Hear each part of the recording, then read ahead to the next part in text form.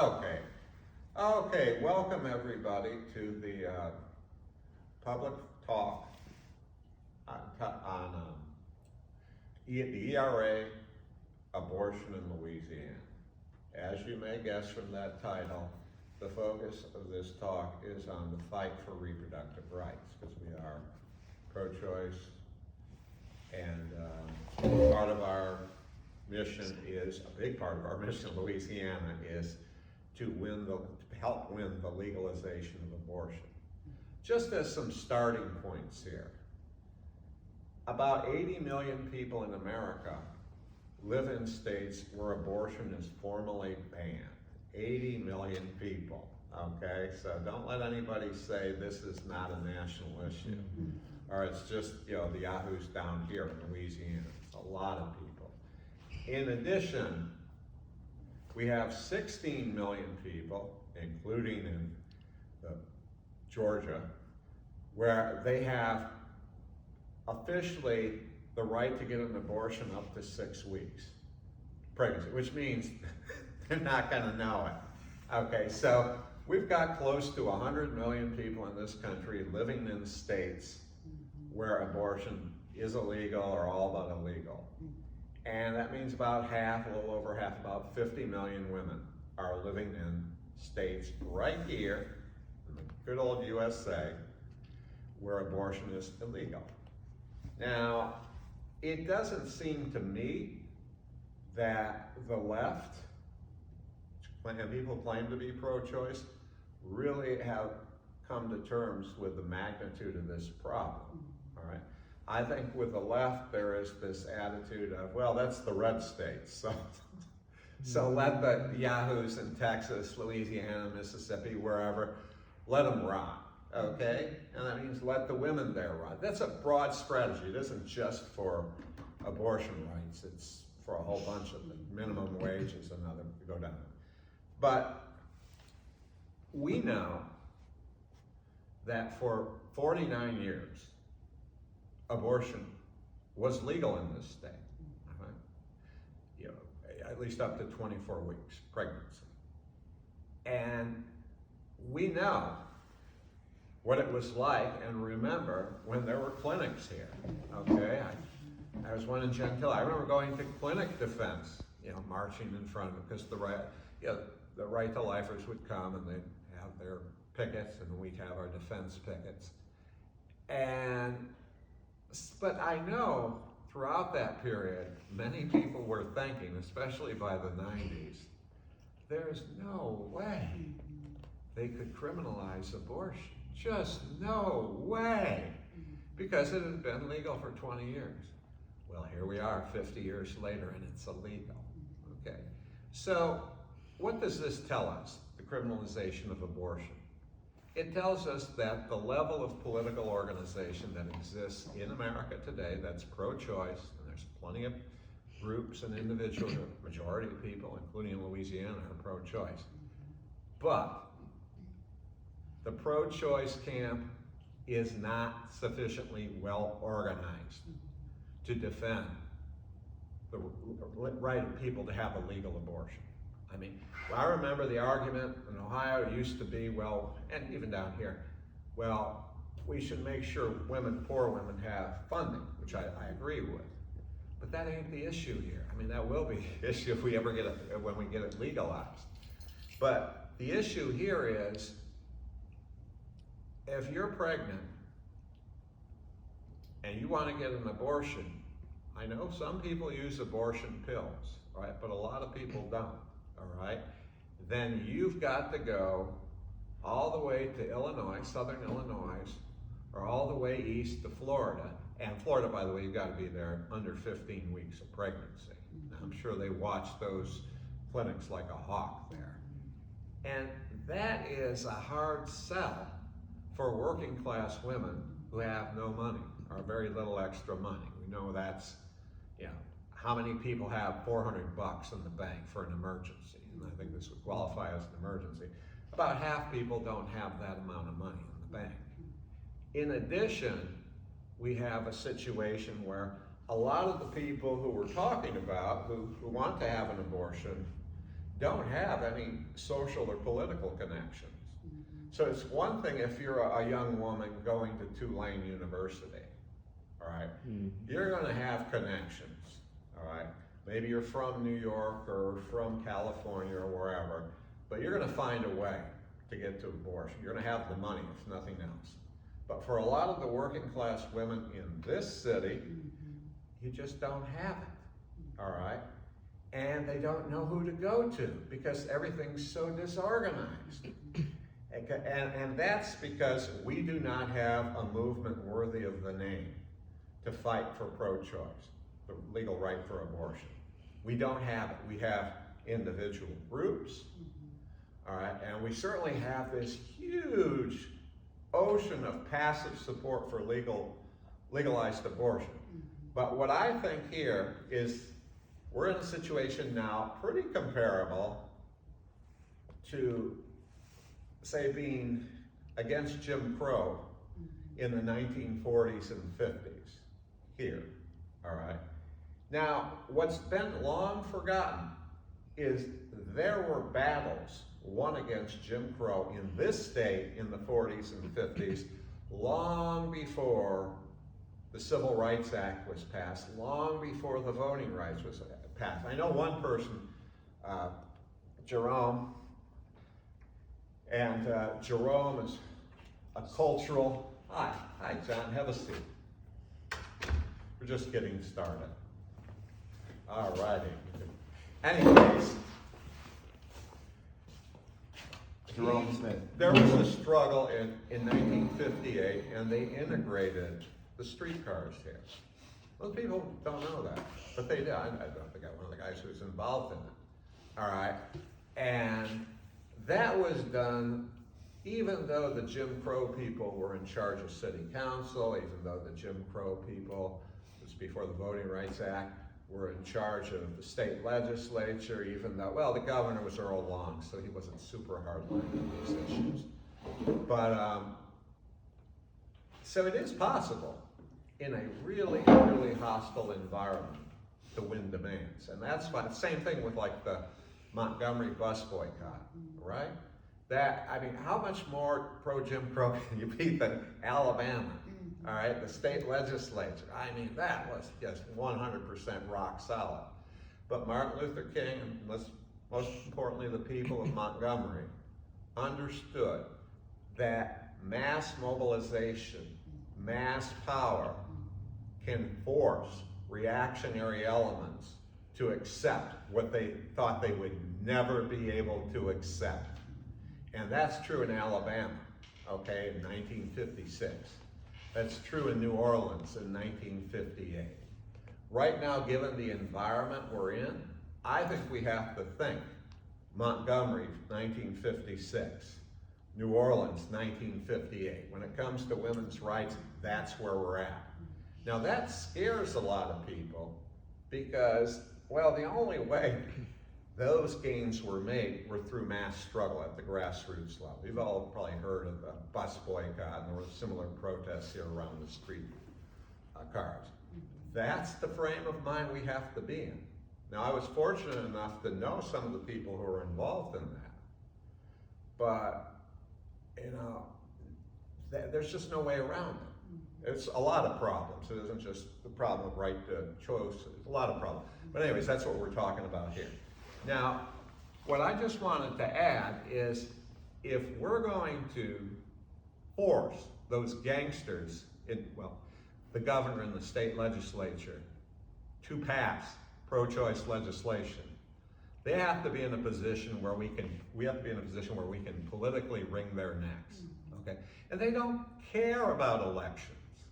They know, you know, if you're up in suburbs of Shreveport, you don't give a damn about being voted out because the chances are, as Sadie can tell you, there won't even be a Democrat running for office. Hi, how you doing? Hi. Oh, hi, good to see you, Nancy. Hello, everyone. Okay. All right, now we've got. So that is the environment we're in. But we've got to change our headspace from the environment where we could rely on the courts I remember being part of that to defend the right of abortion to ourselves. Excuse me just 1 second. Is it okay that we're filming? Oh, of course. Okay, just wanted to double check. Thank you. So, but this will be another point, a last point. What do we need? All right? We need a movement, okay, a mass movement. I'm always saying this because it's the only way change comes. And this mass movement has to be multidimensional. First of all, we need a legal arm to the movement to fight for reproductive rights in the courts, okay? We need that. There's just no two ways around it. Same with the civil rights movement. They needed that, all right? I think we've at least got the nucleus of that. But that's not enough in itself. We've seen that recently. It's just not enough to rely on, pro-choice lawyers. We need them. They need to be there. They need to do their thing. They help us, but they can't carry the ball across the goal line themselves. Secondly, and this is for like you guys come in, we need a pro-choice lobbying arm to the movement to go deal with the gangsters up at, the state legislators and the other anti-choice people, my point. And they do good work, and that's necessary work. If nothing else, it isn't just them trying to speak. More often than not, our people are denied the opportunity to speak. But it's for them to witness and for the anti-choicers to know they're being watched. And that's what's happening with these folks who are lobbying like Nancy and Sadie. They are pro-choice, the anti-choicers know they're being watched. They're really high-handed in that, but they at least know that. But there's a third wing to the movement. And I think in Louisiana and probably Texas and all the other states where it's illegal, it's the people's wing of the movement, all right? And basically, we have to have a people's arm of the movement and can take the movement to the streets and to the workplaces and to raise hell. In South Africa, well, here too, Jim Crow time, they had a struggle, and the whole focus was to just make apartheid South Africa ungovernable. We need to follow that model here in Texas, whatever. We're talking about Louisiana. We need to make Louisiana ungovernable, all right? And that's going to require a lot of people in the streets. Well, I did see a lot of people in the streets for the Black Lives Matter protests, all right? Saw thousands for anti-war protests I've been, especially the ones right up before they invaded Iraq here. Thousands of people, all right? We've got to get to that point, and then we've got to have like a disciplined army that can go to places and raise living hell. They're doing some of that in the Palestinian Solidarity movement, but we need to do it on a broader scale. And the one advantage that we have, all right, we have passive support, a tremendous degree of passive support. And women and men who support the right to choose, all right? Of course, they've been raised in this environment where it's expected that some pro-choice lawyer will go to court and that will ensure the rights. But that's no longer workable thinking, all right? So we've got to somehow find a way to turn that passive support into active support, into people getting in the streets, the workplaces. My favorite would be to go to the state legislatures' houses, especially the anti-choice ones, to go right in the heart of, what's his name, McPherson? I'd like to go right to McPherson and have like 1,000 people surround his house. I'm not saying doing anything violent, but 1,000 people surrounding his house chanting, because he feels like when he's in his little fiefdom, he is untouchable. And if he had 1,000 people surrounding his house, not doing anything illegal, just chanting and stuff like that, that would, I believe, have an impact on him. He would feel intimidated, which is fine, but it would tell him, you're not untouchable. You can't just go back to Bossier City or wherever you are and be untouchable. We can touch you in Bossier City. We can touch you wherever you go. But anyways, I could go on and on. Now I'd like to introduce our speakers. We have first from Baton Rouge, Nancy Davis, who's, as I mentioned, an activist, but very involved in lobbying for pro-choice, and she has powerful personal experiences with the pro-choice issue. And then our next speaker is from Lake Charles, Sadi Summerlin, who's been a great organizer, who's one who's doesn't allow the dead weight of the present to prevent her from going out and fighting. And I guess I will be, I'm not a woman, but anyways, I'm from New Orleans. But okay, so how about we start with Nancy and then Sadie, okay? Okay. Hello, everyone. As she just mentioned, I'm Nancy. I am from Baton Rouge, Louisiana. I have 3 beautiful kids, 18, 14, and 2, and 1 on the way. Oh, congratulations. Thank you, thank you. You know, Baton Rouge has ultimately shaped me into the young woman that I am today. Baton Rouge has taught me to stand up for what's right, stand up for what I believe in, and to speak up for any type of mistreatment, right? So last year, I'm not gonna be long, I'm gonna be very brief. Last year in August of 2022, my fiance and I faced a very challenging situation of being denied health care or an abortion for a non-viable fetus. The fetus was actually diagnosed with a condition called acrania, where the skull and most of the brain was missing. So the hospital told us, you know, if he or she made it through birth, that he or she would die within minutes. So we made the difficult decision to terminate the pregnancy. The healthcare provider also told us that it would be $6,000 for them to perform an abortion. Now, I don't know what type of abortion they were performing for $6,000, but we thought that that was kind of steep or whatnot. So a couple of weeks later, we actually went back to get the ball rolling with getting the procedure scheduled. And they told us at the direction of the director of the hospital, the procedure had been shut down, and we were denied due to Louisiana abortion bans that were in place and due to the fetus still having a heartbeat. Now, I thought that this information was very misleading, being that Louisiana has exceptions in place, and the diagnosis should have been covered under those lists of exceptions. But clearly the doctors, they were confused, they were scared, and so they just wished us well. They gave us burial resources or whatnot, and they told us the nearest state to get health care would be Florida. So to put it briefly, we ended up traveling 1,500 miles to New York to access abortion care. And from that very moment, I understood that advocacy was very, very important. And in order to be a catalyst for change, you know, we must advocate. We must shed light on these crucial, sensitive topics, so people can halfway understand what we're going through, right? I also started the Nancy Davis Foundation in the middle of all of that. Our mission revolves around advocating for reproductive justice, advocating for maternal health, as well as bridging gaps in healthcare access and helping supporting other individuals who are facing challenges in receiving healthcare for non-viable fetuses. So I'm just here to support everyone.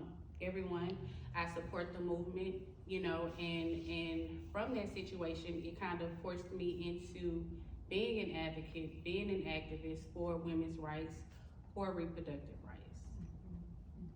So thank you. Thank you. Here's a suggestion. All right, I'm thinking then we could have Sadie. Would you like to ask Nancy questions now or wait until after Sadie's given her presentation? Or you could do both. I was thinking we have the presenters give their presentation and then we open it up to questions. How's that sound? Sounds good. Oh, and I forgot to say this, I'm sorry.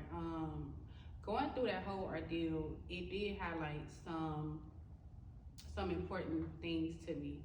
One was the need for advocacy, as I mentioned. 2 was the disparities within the healthcare system. 3 was the lack of resources for individuals who are put in these very unfortunate situations. And 4 was exceptions do not work. That's, amen. Exceptions don't work. So, Exceptions aren't real.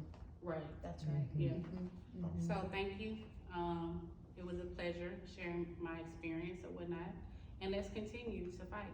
Amen. That's right. Okay, thank you very much, Nancy. No problem. Our next speaker is Sadi Summerlin from Lake Charles. Hi, y'all. I'm gonna stand up because I just feel more comfortable talking when I'm standing. Yes, that's right. I just first want to say thank y'all for coming here. Thank you for being a part of this. Thank you for your support, your action. Thank you, Mike, for all the support in putting this together and finding this place and just getting us all together. Thank you, Nancy, for sharing such a very personal and difficult situation that you went through. I think that it's important that we have faces, we have people that are telling us that the experiences they go through, because so often we talk about, oh, well, there's masses of women and there's masses of people, and it's hard to personalize that without, you start to think numbers instead of people, but every one of those numbers is a person. And so here's one person. Yes. And that's something very important to keep in mind, and why I feel your voice is so crucial in our fight for reproductive freedom. So my name is Sadi Summerlin. I run Pro-Choice with Heart Gulf Coast and have for the past few years. Our main mission is really just keeping people informed in every way that we can. Informed about the legislation here in Louisiana and states around us and states that are attacking reproductive rights. Because if there's one thing that I hope that we all embrace and acknowledge and take with us, it is that these states work together. So if you are seeing something happening up in Idaho where there are more attacks against reproductive rights, hold on to your pants because it's probably coming down here. Okay, so it is incredibly important to not only keep your eye on what's going on in Louisiana, but what is happening in Texas, Arkansas, Alabama, Mississippi, and the list goes on. And so that's one of the things that we do. We also, as Nancy talked about, there are so many people that need help. They have found themselves in an emergency situation, one way or the other, and they need help. And a lot of people don't know that there are resources. There is help here in Louisiana to help people get what they need for health care, whether that means getting out or getting mail or whatever. And so there is help. So that is one of the things that we do. And I know that's a facet for all of us, because if there's one thing about people who are working in advocating in the pro-choice realm, they're very humanistic. They're very caring. There's a lot of heart that goes behind it. I myself have not had to have an abortion, but I have had to utilize emergency contraception. When I was 17, I was raped, and I was fortunate enough to be able to get to the hospital and take an emergency contraception, but there's no guarantee with that. So I still had to take a pregnancy test a month later to ensure, and thankfully I was not pregnant. Had I been, I would have had to make the choice, because I would not have survived being forced to carry a pregnancy from that monster. So I recognize the importance of emergency contraceptions as well as birth control. All of these things empower people to have control over their health and their lives and their body. So I want to talk a little bit. Let's get like a full broad look. So how many people are still super excited and like talk about the ERA all the time? What? Not everybody's hands are up. What? There's a bunch of people who probably never heard of the. Probably It's not. true. So It's true. right. So the Equal Rights Act, or the ERA, it was at one time enormous. People were talking about it everywhere. There are probably some folks in this room that remember the excitement and the buildup of it possible. Oh, equal rights, we're gonna have it. And then it stopped, right? Because Congress put an arbitrary time limit on it. And this is the only time that Congress has used a time limit for an amendment, was for the ERA. And if that doesn't tell you something about how misogynistic our government is, then I don't know what does. So they did. Now, the time limit has long passed. Before I was born, the time limit was up. But that doesn't mean that the fight has not stopped. We now have 2/3 of the states that have ratified the ERA. We have that now. We have everything that we need. We simply need it to be published, okay? And so there's a couple of things that people are still fighting. We are still fighting for the ERA. And there's a couple of routes that we're trying to take. And by the way, and I pulled a lot of this information from the ERA Coalition. So please, if you're interested, want to get involved, sign up, get more information. There's help to be had everywhere. So we are fighting back in several ways. There's litigation through the court systems, which right now I know probably all of us are kind of like groaning, because that means it's going to go to the Supreme Court. We don't really trust the Supreme Court. I know, I'm there with you, so there with you. But that is not the only route that we're fighting, okay? We're also fighting the National Archives, because see, the only thing that kept it from being published was Trump sending out a memo to the archives and saying, don't publish it because we have that time limit, so don't publish that. Because Virginia was the last state to do it in 2020. So we've got everything we need, but Trump was like, no.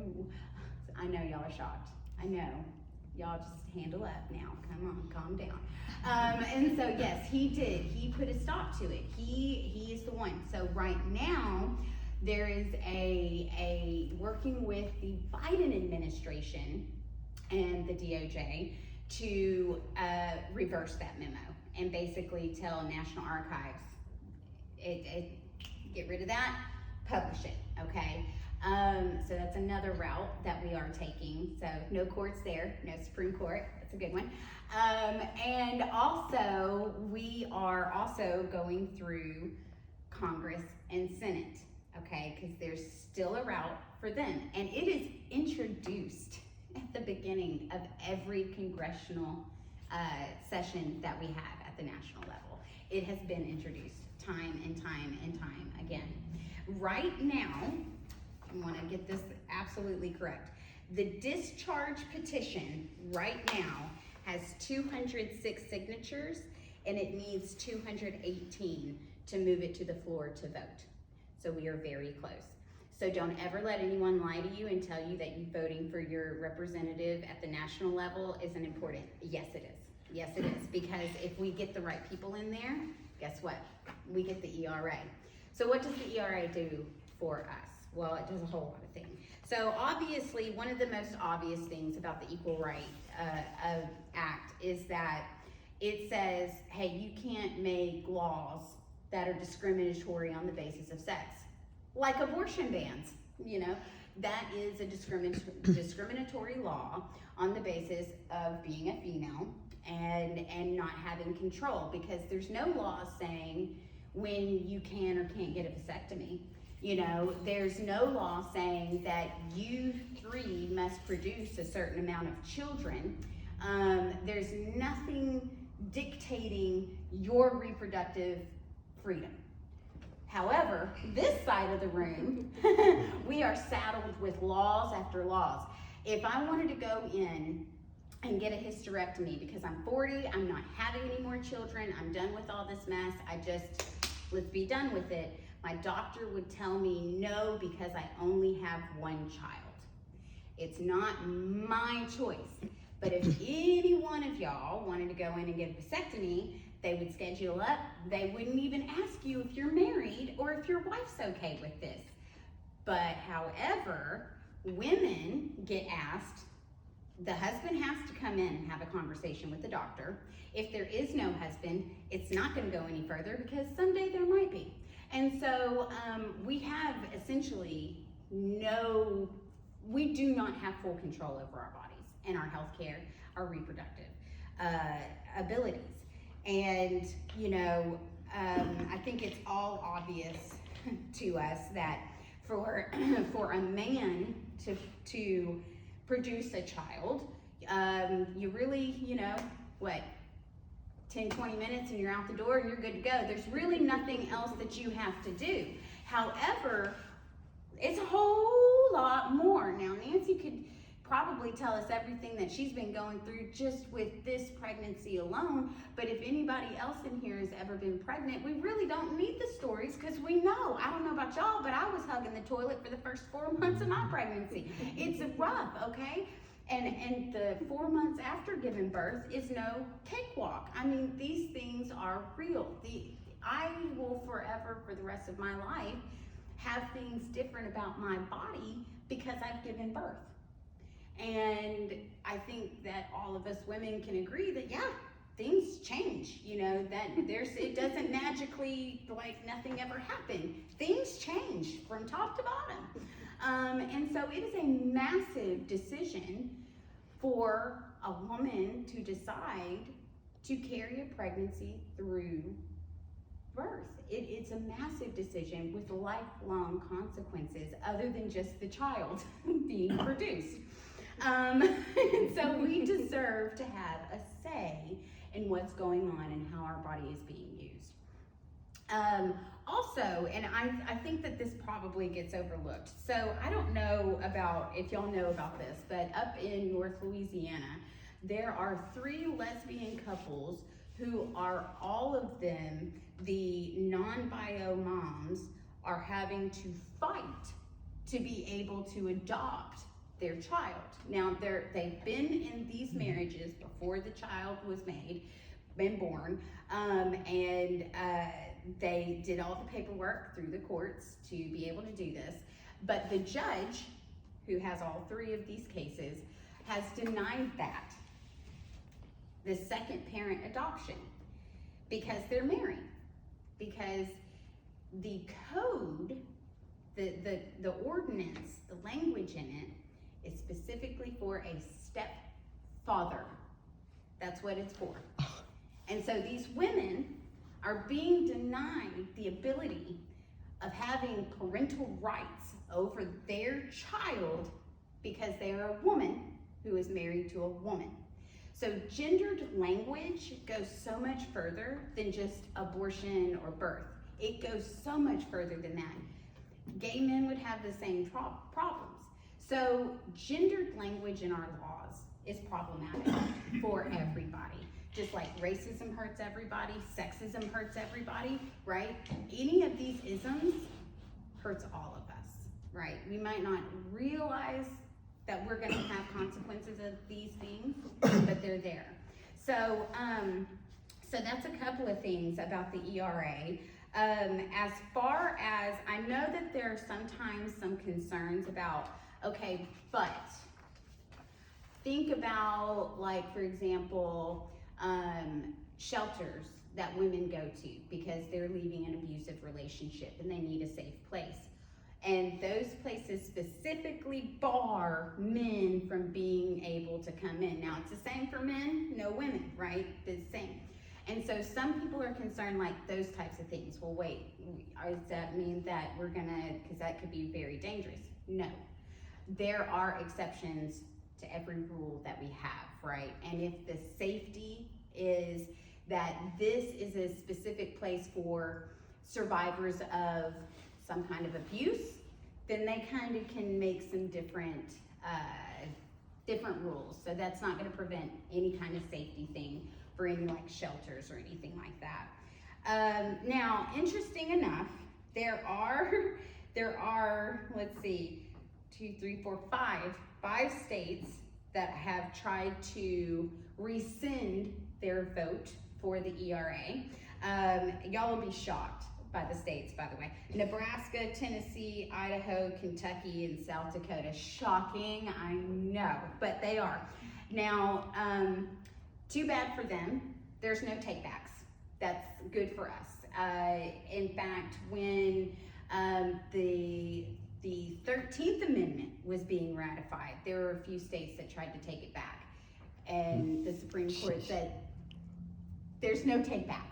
So there is precedence for this, of saying, we don't really care if you want to take it back. You already voted, it's in the books. We're not going to erase or draw a line through the fact that you voted for it. So they can't hurt us.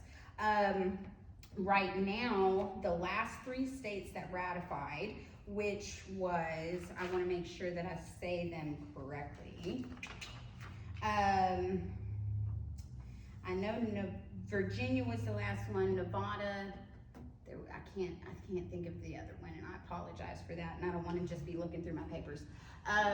They are now litigating to have their vote basically essentially seen and move this amendment forward. So don't count the ERA out yet, y'all. We're still fighting for it, and I am determined for my child to grow up with the ERA. You know, if we didn't get to grow up with it, maybe our babies can, you know. So, and here is I want to leave us with this, because this is an astounding percentage. The ERA Coalition polling finds that 94% of respondents would support an amendment to the U.S. Constitution to guarantee equality for women and men. 99% of millennials and Gen Zs support it. So we've got some heavy support for this. All we need to do is keep talking about it, keep informing people about it. People have forgotten that it exists and that we're out here fighting for it. Don't let them. Keep talking about it. So that's my encouragement. And one of the reasons why, so I'm going to talk about the state of things with Louisiana specifically right now.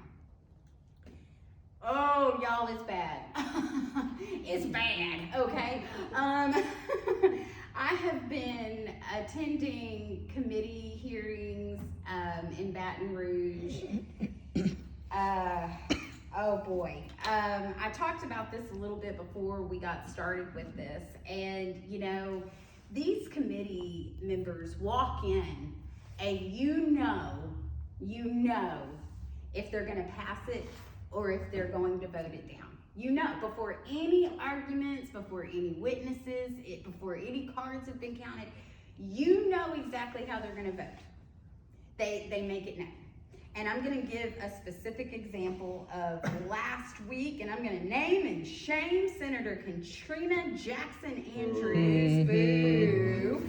She is a Democrat, and she has led the charge against women. She is the one who introduced the bill to make abortion illegal in Louisiana. She introduced the bill, the Alternatives to Abortion Initiative, and now she has reintroduced another bill, Senate Bill 278, this was last week, essentially trying to rebrand the original one as Louisiana Pregnancy and Baby Care Initiative. Doesn't that sound like we're not forcing you to keep pregnancies, we just really care about pregnant women and children? No, they don't. It's the exact same thing. Only now they would like to take money from the Temporary Assistance for Needy Families program and just direct a whole bunch of money into crisis pregnancy centers around Louisiana. I know. I almost got kicked out of session on this one because I could not keep my little mouth closed. I was very angry. Yes, I was. And it's very, very upsetting. Now, listening in the committee to these crisis pregnancy centers, and the president to Louisiana Right to Life was also there. Isn't that great? He was also talking about how important it is for us women to have these crisis pregnancy centers. I'm sorry, it just makes me so angry that a man is leading the charge against this. I love that Mike is sitting up here with me. I love that we have just as many men in the room as we do women. That is fabulous, because y'all are our allies. Without you, we will not win this. We need everybody standing together. My husband is a huge supporter of mine. I know, Nancy, you've got a great support at home as well. And that is fabulous, but we need more men standing up and speaking out. This is not just a women's issue, because had Nancy not been able to get the health care she needed and she passed away, guess who was going to be affected? Her fiance, That's right. her children, you know? So we need men. We need men. But we don't need men telling us that we shouldn't have control over our body. That has been done for eons, and quite frankly, women are tired of it. Which is why we're seeing what's going on. So essentially, what this silly little bill wants to do is funnel $4 million more into crisis pregnancy centers so that they can expand, and we can take money from needy families to be able to do that. Now, all of these centers that were there, we're talking about the health care, and I'm putting that in quotes on purpose, that they provide, okay? Because once they started talking about it, well, they give pregnancy tests. Well, baby, Walgreens gives those out. I wouldn't call them a health center, you know? So they give pregnancy tests. They can't identify an ectopic pregnancy. They don't have anybody that's required to be there that is medically certified in any form or fashion. You basically have a lot of volunteers that are there working these machines that they don't really know because they have no training. But hey, there's a blip on that, so that must be a heartbeat. You're pregnant, congratulations, okay? Now, they also talked about how much they provide for these moms in these situations, these that they didn't know. You know, they give them diapers. Well, actually, they have to go to classes and earn those diapers, and those classes are in the vein of their particular religious views, and that is how you earn your diapers and your help that you get. They have nutrition classes. Not from a nutritionist, obviously, because that would mean that they have actual health care, but they don't. So they have really good volunteers that come in and tell you, you know, don't eat French fries all day because it's not healthy.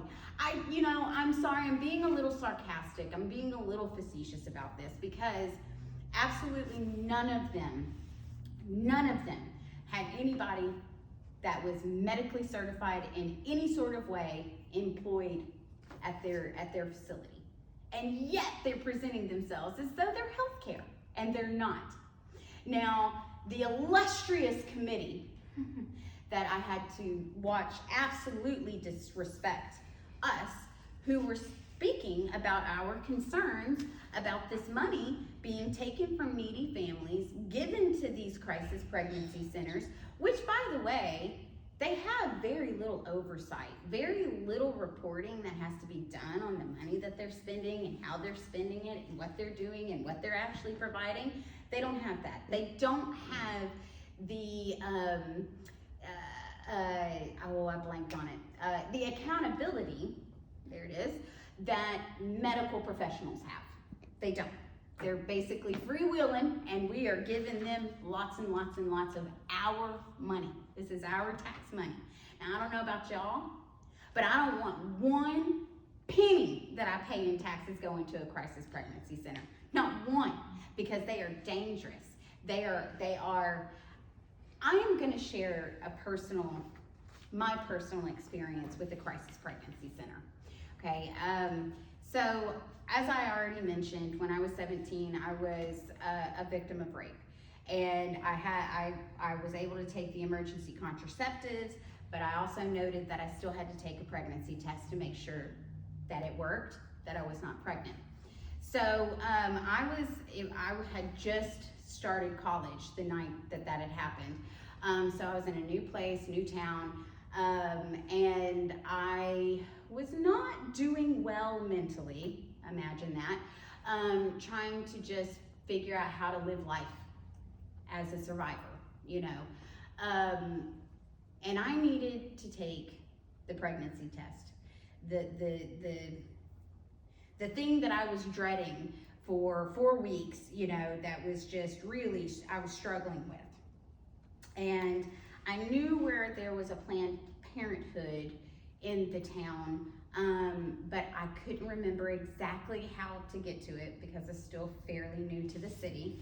But right by our dorms was this place, and it said Crisis Pregnancy Center. And again, I was 17, so I didn't know about these things, right? And so I was like, okay, well, surely I could go there and get just a pregnancy test, which I could, and I did. But I was shamed. I'm gonna try really hard not to let this grab me. I was shamed for being a young woman sexually active outside of wedlock. I was too young to be having sex. Now, I am there simply to find out whether or not this thing that I was given 4 weeks previously had prevented a pregnancy from a rape.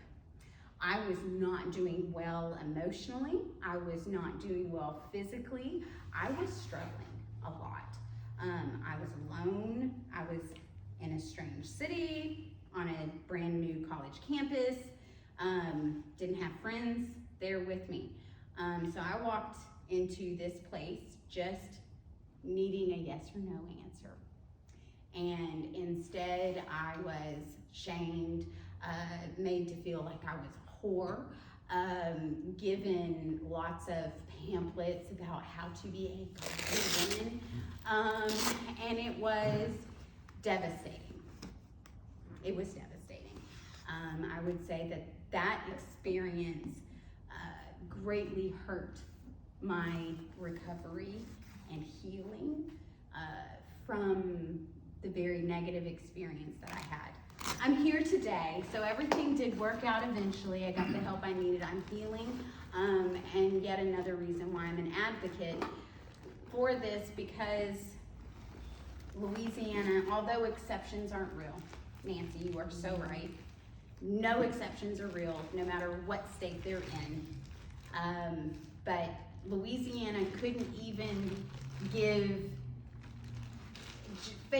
a face value and voted down exceptions for abortion for those who are survivors of rape and incest.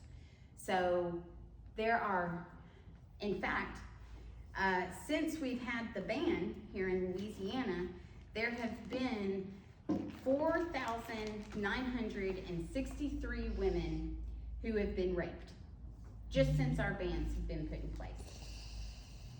That's a massive amount of people that are having to not only try and heal from the crime that was done against them, but having to figure out how to take care of themselves and survive that in the best way that they can. So things are bleak.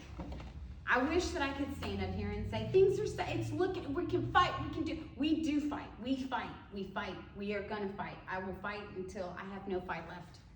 When I'm 6 feet in the ground, that's when I'm gonna stop fighting. Because everyone, no matter who we are, no matter our age, our culture, our skin, it doesn't matter. Every single person has full control over their own body. I had a professor in college who said, "Your rights end where my nose begins." And we seem to have forgotten that, because there's a whole lot of noses all up in my uterus right now, and I don't want them there. And I'm gonna fight to get them out. And I'm gonna fight to get them out of hers and y'all's and everybody else's. And just one thing that I do wanna say, you know, we focus so much on, well, we can't get abortion here. But there's more to this concern and this fight than just abortion.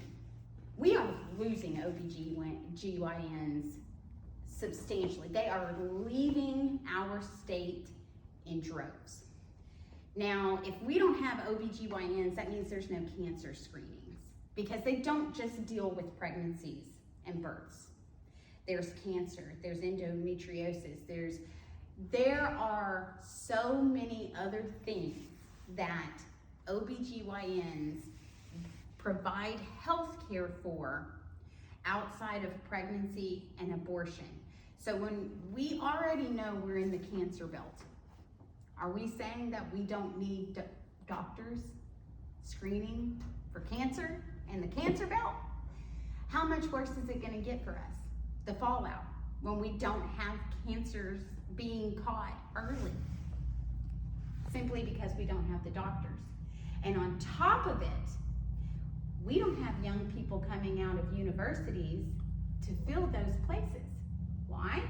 Because young people are choosing their university, especially in healthcare, on whether or not the state has an abortion ban. Because if they want to be an OBGYN, abortion training is a part and parcel. You cannot graduate and be a certified OBGYN without that training. So what's happening with those college students? They can't do that training here in Louisiana. You're right, they can't. So on their own dime, they have to find another state that they can go to, another university to get accepted in, move to wherever that is so that they can get this portion of training. Do you think they're gonna move back? Why would they, right? And it's happening all over, not just Louisiana, we're not special. It's happening in Texas, Mississippi, Alabama, all of us that have these bans. The fallout is going to be substantial if we don't get real loud, real fast. On my social media, every single one of my posts, I end with, get loud, stay loud, and fucking fight on. Because that's the kind of tenacity we're going to have to keep, the energy we're going to have to keep. I see the anger and the ire and the righteous anger coming out from the people for the people of Palestine, because women and children, and yes, I agree with you, and I am just as righteously angry about them and for them as I am for us. We are suffering the same. We don't have bombs falling on our heads yet, but we're suffering the same. So where's the righteous anger for us? Where's the fight for us? Because there's plenty of us living without rights right now. There's 4 of us in this room right now. So it's time to stand up, y'all. We gotta fight back. Are there any questions? Yeah. Okay, I guess we start the questions.